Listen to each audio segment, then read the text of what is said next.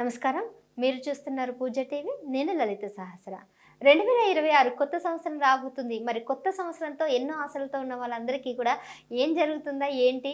అసలు మన జాతక రీత్యా ఎలా ఉంది? ఏ రాశి వారికి ఎలా ఉంది అనేది చాలామందికి ఇంట్రెస్టింగ్‌గా ఉంది కదా! మరి అందు గురించే 2026 జనవరి మాసం రాశి ఫలాలు ఎలా ఉన్నాయి ఏంటి అని తెలియజేయడానికి ప్రస్తుతం మనతో పాటు ఉన్నారు ప్రముఖ ఐకానిక్ ఆస్ట్రాలజర్ గట్టుపల్లి సురేష్ బాబు గారు. గురువుగారిని అడిగి ఆ విషయాలు రాశి ఫలాల గురించి పూర్తిగా తెలుసుకుందాం. నమస్కారం గురుగారు. జై శ్రీమన్నారాయణ. గురుగారు, ఇక 6వ రాశి కన్య రాశి. మరి కన్య రాశి వారికి 2026 జనవరి మాసంలో ఏ విధంగా ఉండబోతుంది? ఇకపోతే మనం చూసుకున్నట్టయితే కనుక ద్వాదశ రాశుల్లో ఒకటి కన్యారాశి. ఈ కన్యారాశి జనవరి మాసం 2026 సంవత్సరం. ఇటు ఎట్లానో వీరు చూసుకున్నట్టయితే కనుక లాస్ట్ 2025 సంవత్సరంలో ఉన్నటువంటి కన్యారాశి వారు అన్ని రకాల రంగాల్లో కూడా ముందు చూపు పై అంజులోనే ఉన్నారు. ఏ రకమైన గ్రహం కూడా వీరిని బాధించలేదు, శోభించలేదు, ఇబ్బంది పెట్టలేదు. అన్ని గ్రహాలు కూడా వీరికి సానుకూలంగా ఏర్పడ్డాయి కాబట్టి అదేవిధంగా అడుగడుగును వేసుకుంటూ పై స్థానానికి వస్తూ ఉన్నారు. ఎవరు కూడా అడ్డం పడేటువంటి పరిస్థితులు లేవు. కానీ దానికి కొంచెం భిన్నంగా ఉండొచ్చు, కానీ పరిస్థితి మాత్రం వెనక తగ్గేదానికి మడిని తిప్పేదానికి అయితే కనపడట్లేదు. అదే ఊపు అదే ఉత్సాహంతో ఈ జనవరి మాసంలో కూడా కొన్ని గ్రహాలు వీరికి మంచి చేయబోతున్నాయి. ఇక్కడ కన్యారాశి వారికి ముఖ్యంగా బుధుడు అధిపతి కాబట్టి బుధుడు వీరికి మంచి చేస్తున్నారు ఈ యొక్క జనవరి మాసంలో. తర్వాత శుక్రుడు కూడా మంచి చేయబోతున్నాడు జనవరి మాసంలో. దాంతోపాటు వీరికి శని భగవానుడు కూడా మంచి చేస్తున్నాడు. శని భగవానుడు కామన్గా అయితే మంచి చేయడు, కానీ జనవరి మాసంలో కన్యారాశి వారికి మంచి చేస్తారు. కానీ అనుకున్న పని అనుకున్న సమయానికైతే అవ్వదు, కొంచెం సమయం పడుతుంది. ఇవాళ అనుకున్న పని ఒక 2 రోజులు 3 రోజులు టైం పడుతుంది, కానీ పని అయితే అవుతుంది. ఖచ్చితంగా ప్రయత్నం చేయాలి, ఓర్పుతో ఉండాలి, కోప్పడకూడదు, ఎవరిని అరవకూడదు, కోప్పడకూడదు, తిట్టకూడదు, నోట్లోంచి దురుసుగా మాట రాకూడదు. అలా వస్తే కనుక ఎన్నో సంవత్సరాల నుంచి సంపాదించుకున్నటువంటి పేరు, ప్రఖ్యాత, హోదా, డబ్బు, పలుకుబడి ఇలాంటివన్నీ కూడా మీకు మట్టి కొడుకుపోతాయి. కాబట్టి ఎంత ఓర్పుగా ఉంటే, అంత సహనంగా ఉంటే అంత మనకి పై స్థానానికి వెళ్ళేలాగా అవకాశం ఉంటుంది. కాబట్టి ఆ విధమైన ప్రయత్నం చేయాలి. మిమ్మల్ని రెచ్చగొట్టే వాళ్ళు ఉంటారు, మిమ్మల్ని మీ చేత తిట్టించుకోవాలని ఉంటారు, ఎన్నో రకాల సంఘాల వాళ్ళు వస్తారు. కాబట్టి మీకున్నటువంటి పొరుగు ప్రఖ్యాత తీయటానికి వస్తారు. కాబట్టి మనం గమనించుకోవాలి ముందుగానే. కాబట్టి అదొకటి. రెండోది, ఏదైనా వ్యాపారం చేయాలంటే కూడా అంత అనుకూలంగా అయితే లేదు. వ్యాపారాలు లాంటి కొత్త ఏది చేయకూడదు జనవరి మాసంలో. మోఢ్యం కూడా ఉంది కాబట్టి మోఢ్యం వచ్చేసి ఫిబ్రవరి 19వ తారీఖు వరకు కనిపిస్తూ ఉంది. కాబట్టి అప్పటి వరకు కొత్తగా వ్యాపారాలు పనికిరావు కన్యారాశి వారికి. పెళ్ళిళ్ళు చేసుకోవడానికి కూడా కొత్తగా అనుకూలంగా అయితే లేదు.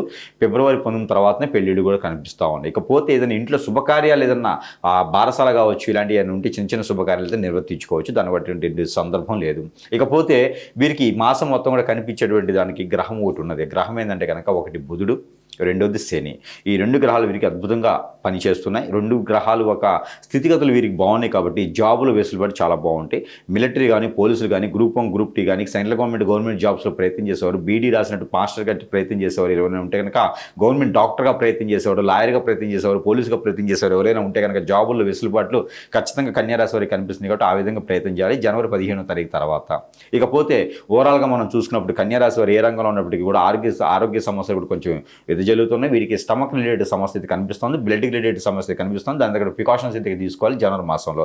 ఇక అన్ని రకాల రంగాల్లో ఉన్నటువంటి వారికి ఏ జాబ్ అయినా బాగుండాలి, అందరూ బాగుండాలి వీరితో అనుకుంటే కనుక కన్యారాశి వారు తీసుకోవాల్సిన పరిహారాలు అయితే కొన్ని ఉన్నాయి. ఆ కన్యారాశి వారు ఏంటంటే కనుక ఎక్కడైనా దక్షిణామూర్తి కానీ లేదా నటరాజస్వామి కానీ ఉంటే ఆ 2 చాలా అరుదుగా ఉంటాయి. ఒకవేళ ఉన్నట్టయితే కనుక వాటికి అభిషేక, అర్చన, హోమ, యజ్ఞ, యాగ కనీసం నారికేళమైనా సమర్పించుకోవచ్చు. అలానే ఎక్కడైనా దుర్గామాత కానీ లలితమ్మ వారు ఉంటే కనుక అక్కడ కుంకుమర్చన చేయించుకుని ఆ కుంకుమ ధరించుకుని చాలా మంచిది. ఇక వీరు ప్రతిరోజు కూడా ఆ సాంబ్రాణి కానీ గుగ్గిలం కానీ ధూపం వేసుకొని ఆ ధూపాన్ని కొంచెం వీరి బాడీకి ఆ ధూపం వచ్చేలా చూసుకుంటే కనుక వీరి మీద నరదిష్టి, నరప్రభావం కొంచెం తగ్గుతుంది. ఇంకా ఇన్ని రకాలుగా ఉన్నా కూడా మాకు కలిసి రావటం అనుకుంటే కనుక ఖచ్చితంగా మీ మీద మీ చుట్టూ ఉండే వాళ్ళే శత్రువులుగా ఉండేసి మీ మీద ఏదైనా చెడు క్రియ చేయించవచ్చు. అది ఖచ్చితంగా తెలియాలంటే మనకు తెలియదు. ముందు పెట్టినా, హిప్నటైజ్ చేసినా, బ్లాక్ మ్యాజిక్ చేసినా మనకు తెలియదు. అది గురువు దగ్గరికి వెళ్తేనే తెలుస్తూ ఉంటుంది. అలానే గురువుని సంప్రదిస్తే ఖచ్చితంగా వారికి ఉన్నటువంటి సమస్యకి పరిష్కార మార్గం అయితే చూపించబడుతుంది. ఇవన్నీ జాతకాలు అయితే ఉండవు.